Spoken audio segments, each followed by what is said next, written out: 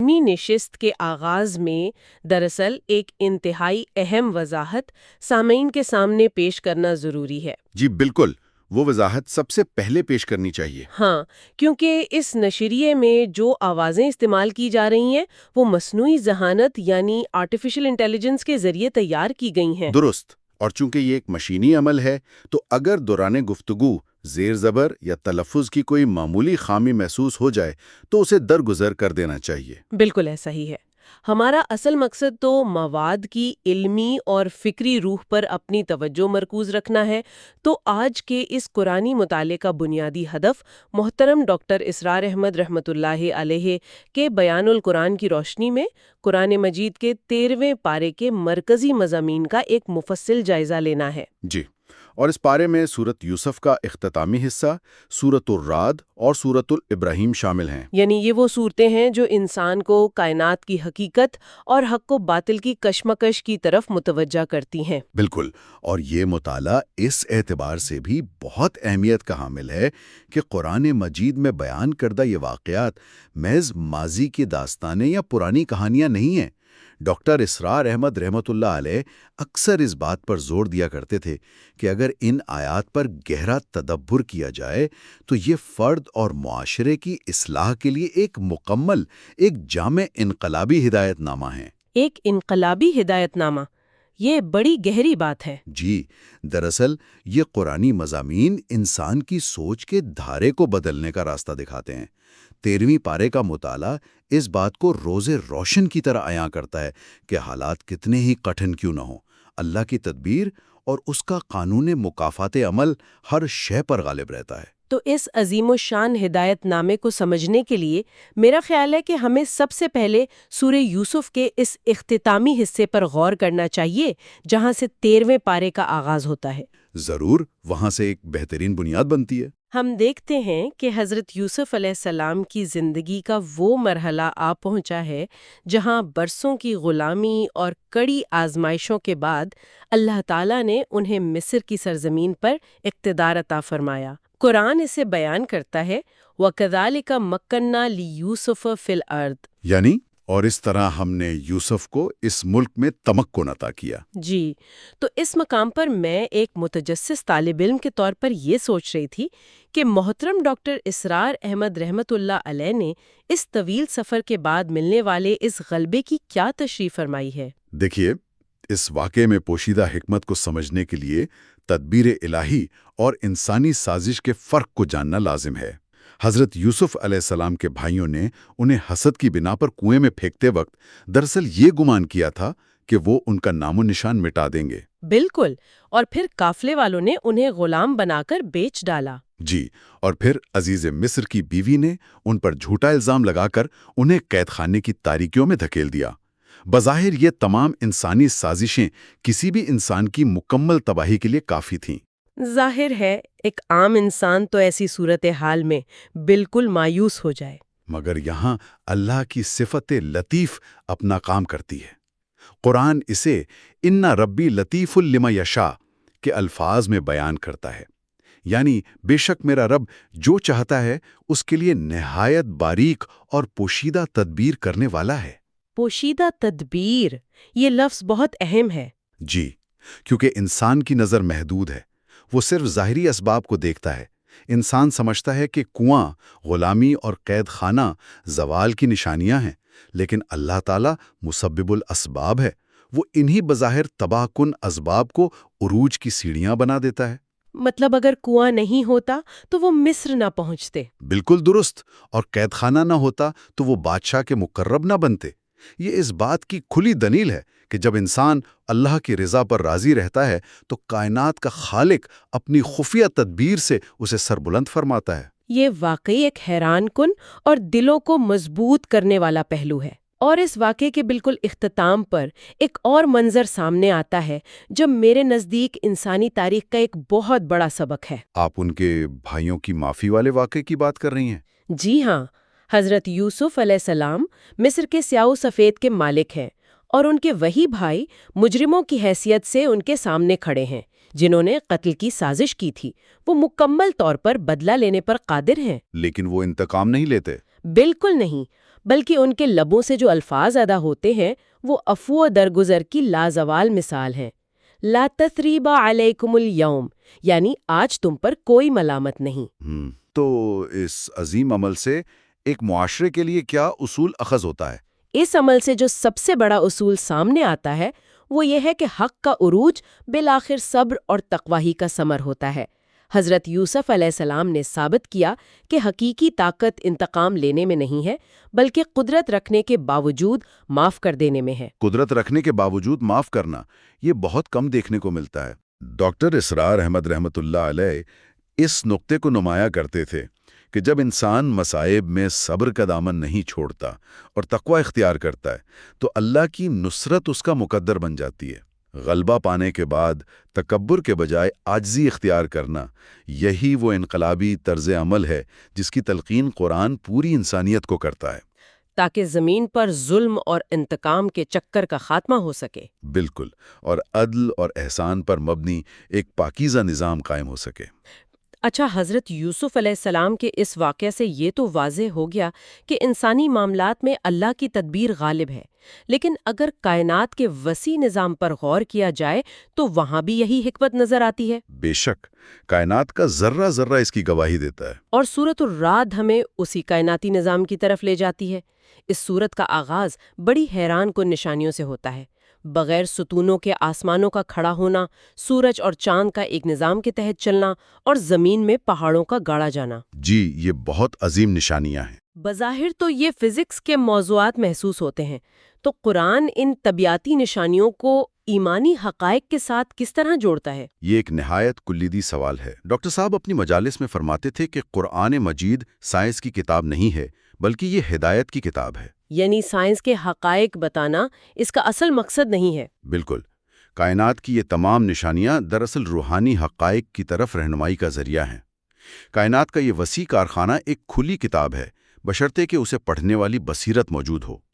اتنی منظم کائنات محض کسی حادثے کے نتیجے میں وجود میں نہیں آ سکتی۔ اس کا ایک خالق اور مالک ہے جو اسے حکمت سے چلا رہا ہے۔ جی، اور سورۃ الرعد میں ان نشانیوں کے ساتھ ہی بادلوں، بجلی اور کڑک کا تذکرہ بڑے منفرد انداز میں کیا گیا ہے۔ آسمان پر چمکنے والی بجلی انسان کے اندر بے وقت دو متضاد کیفیتیں پیدا کرتی ہیں۔ ایک طرف کڑکتی بجلی کا خوف اور دوسری طرف بارش کی امید۔ درست فرمایا، اور قرآن فرماتا ہے وَيُسَبِّحُ الرَّعْدُ بِحَمْدِهِ، یعنی اور بادلوں کی کڑک اس کی حمد کے ساتھ اس کی تسبیح کرتی ہے۔ کائنات کا ہر مظہر اللہ کی پاکی بیان کر رہا ہے۔ یہ صرف انسان ہے جو اپنی غفلت کی وجہ سے اس خاموش تسبیح کو محسوس نہیں کر پاتا۔ یہ غفلت ہی تو انسان کو حق سے دور کرتی ہے، اور کائنات کی ان نشانیوں پر غور کرنے کے بعد جب ہم سورۃ الرعد میں آگے بڑھتے ہیں تو حق اور باطل کے فرق کو سمجھانے کے لیے ایک انتہائی جامع تمثیلی آیت سامنے آتی ہے۔ وہ پانی اور جھاگ والی تمثیل؟ جی ہاں، آسمان سے نازل ہونے والے پانی کا ذکر ہے جس کے برسنے سے ندیاں اور نالے اپنے ظرف کے مطابق بہہ نکلتے ہیں۔ پھر اس پانی کی سطح پر ایک جھاگ ابھر آتا ہے جو بہت پھولا ہوا اور نمایاں ہوتا ہے۔ بہت ہی گہری مثال ہے یہ۔ اس ظاہری مثال کے پیچھے وہ کون سا عظیم سچ چھپا ہے جو قرآن انسانوں کو سمجھانا چاہتا ہے؟ یہ قرآن مجید کی ایک انتہائی بلیغ تمثیل ہے۔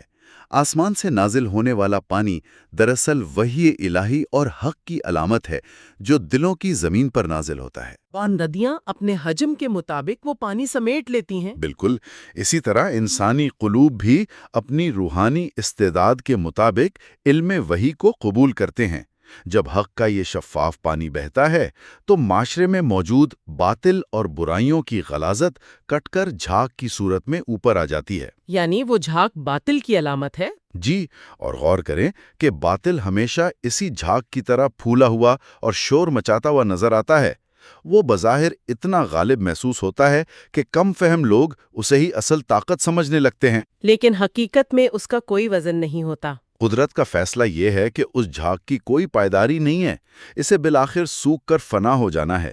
اصل بقا صرف اس پانی کو حاصل ہے جو زمین کے لیے نفع بخش ہے، اور وہ زمین کی تہوں میں ٹھہر جاتا ہے۔ وہ ٹھہرنے والا پانی خالص حق ہے۔ جی، اس تمثیل کا سبق یہ ہے کہ معاشروں میں باطل کا شور و غل کتنا ہی شدید کیوں نہ ہو، اس کی حتمی حیثیت پانی کے بلبلے سے زیادہ نہیں ہے۔ جبکہ حق کی جڑیں گہری ہوتی ہیں، وہ خاموش ہو سکتا ہے لیکن اس کا نفع ابدی ہوتا ہے۔ حق کی پائیداری کو سمجھنے کے بعد اب ایک ایسے مسئلے کی طرف آتے ہیں جو آج کل سب سے زیادہ سنگین ہے۔ مادی ترقی کے اس عروج میں انسان نے ظاہری آسائشاں تو حاصل کر لی ہیں، مگر وہ ایک شدید ذہنی بے سکونی کا شکار ہے۔ یہ تو آج کے دور کا سب سے بڑا المیہ ہے۔ اور اس بے قراری کا علاج سورۃ الرعد کی اس آیت میں موجود ہے۔ الا بذکر اللہ تطمئن القلوب، آگاہ ہو جاؤ، اللہ کے ذکر کے ساتھ ہی دل مطمئن ہوتے ہیں۔ آخر مادی اسباب انسان کو وہ اطمینان کیوں نہیں دے پاتے؟ اس حکمت کو سمجھنے کے لیے انسان کی تخلیق کے دوہرے پہلو پر غور کرنا لازم ہے۔ انسان محض ایک گوشت پوست کے مادی جسم کا نام نہیں ہے، اس کے اندر ایک روح بھی ہے۔ جسم کی تخلیق مٹی سے ہوئی ہے۔ جی، اس لیے جسم کی تسکین اور پرورش کا سامان اسی مٹی سے پیدا ہونے والی مادی اشیاء میں رکھا گیا ہے۔ عمدہ لباس، رہائش، خوراک، یہ سب جسم کی ضرورت پوری کرتے ہیں، لیکن انسان کے اندر موجود روح کا تعلق اس مادی دنیا سے ہرگز نہیں ہے۔ روح تو عالم بالا سے تعلق رکھتی ہے۔ قرآن کے مطابق روح براہ راست امر ربی ہے، اس کی بھوک کبھی دنیاوی غذا سے نہیں بجھ سکتی۔ آج کے انسان کا مسئلہ یہی ہے کہ وہ اپنی روح کی پیاس کو مادیت کے پانی سے بجھانے کی کوشش کر رہا ہے، جو کہ ظاہر ہے ناممکن ہے۔ بالکل۔ جب تک انسان اپنی روح کا تعلق اپنے خالق سے نہیں جوڑتا، اس کی روح مضطرد رہتی ہے۔ اللہ کا ذکر، اس کی یاد اور فرما برداری ہی وہ واحد روحانی غذا ہے جو پائیدار سکون عطا کرتی ہے۔ دنیاوی مال و متاع سے بستر تو خریدا جا سکتا ہے مگر نیند نہیں۔ جسم کی راحت خریدی جا سکتی ہے مگر قلب کا اطمینان صرف ذکر الہی سے مشروط ہے۔ کیا خوبصورت بات کہی آپ نے۔ قلب کے اس اطمینان اور تاریکیوں سے نکلنے کے موضوع کو جب ہم آگے بڑھاتے ہیں تو 13ویں پارے کی اگلی سورت سورۃ الابراہیم سامنے آتی ہے۔ جی، اور اس کا آغاز ہی بہت شاندار ہے۔ بالکل، سورت کے آغاز میں ہی قرآن کے نزول کا اولین مقصد بیان کر دیا گیا ہے۔ کتابن انزلناہ الیک لتخرج الناس من الظلمات الی النور، یہ ایک کتاب ہے جو ہم نے آپ پر اس لیے نازل کی ہے تاکہ آپ انسانوں کو تاریکیوں سے نکال کر روشنی کی طرف لائیں۔ تاریکیوں اور روشنی کا یہ تصور بہت گہرا ہے۔ تو ڈاکٹر اسرار احمد رحمۃ اللہ علیہ کے بیان کے مطابق اس کے پیچھے کون سی گہری حقیقت پنہاں ہے؟ یہاں قرآن کا انداز بیان غور طلب ہے۔ تاریکیوں کے لیے عربی کا لفظ ظلمات استعمال ہوا ہے جو کہ جمع یعنی پلورل ہے، جبکہ روشنی کے لیے نور کا لفظ استعمال ہوا ہے جو واحد ہے۔ اچھا، ایک جمع اور ایک واحد، اس کی کیا حکمت ہے؟ اس میں بہت عظیم حکمت ہے۔